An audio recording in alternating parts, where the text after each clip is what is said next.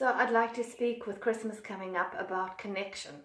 And it's so amazing and vital to connect with our children. What do I mean by connecting?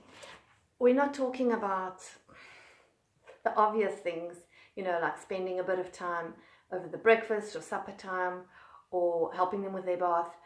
What I'm really meaning about connecting is being totally present with your child in the moment. So I discussed quite a lot in the chapter on getting closer to your kids. Last time we looked at play, but how do you connect and be present? How can we be present when so much is going on in the outside world? So for me, that begins with making a little bit of actual time, just kind of making time. It could be as simple as making time at the breakfast table to not look at your device and to not even speak back, to just check in with what your kids are actually feeling. So when we don't speak back, it's one of our top ways of becoming present. When we don't keep asking questions and saying things, when we're kind of really listening, then it really allows us to be more present to them and what they're experiencing. Sometimes we're just so rushed in the efforting and the routine of the day that we forget to listen. And there's a lovely saying, we've got 2 ears and 1 mouth for a very important reason, so that we can listen twice as much as we speak. So a top tip for connecting and being present is really just to listen, to say a little bit less. Another top tip is actual affection.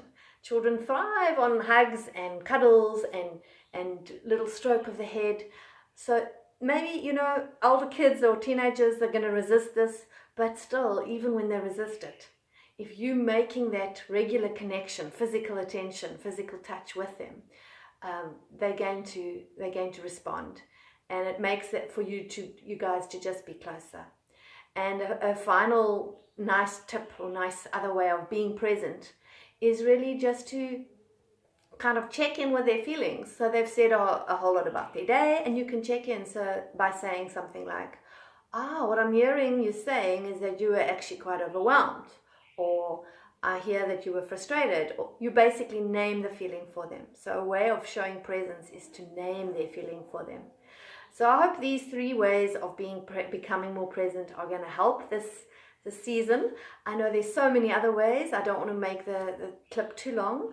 Have fun, be spontaneous, be curious, and really enjoy your children. And that's where playing games is such an incredible way to be present, because in that moment we're not thinking of past or future. We're just in the now, which is what we also work on with our mindfulness tips. So there will be posts throughout the season, but this is a starter on how you can be more present these holidays. Have a great week.